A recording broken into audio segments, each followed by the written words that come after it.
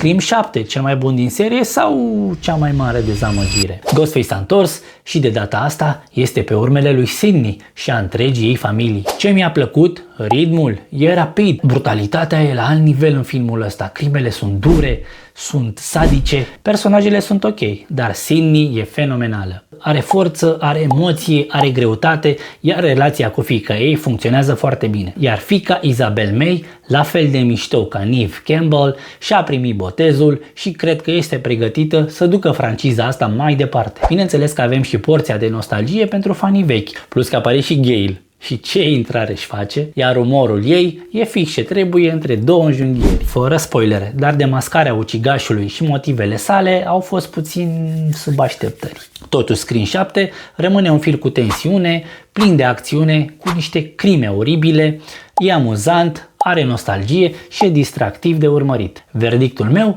dacă iubești horrorul și franciza Scream, trebuie și merită văzut la cinema.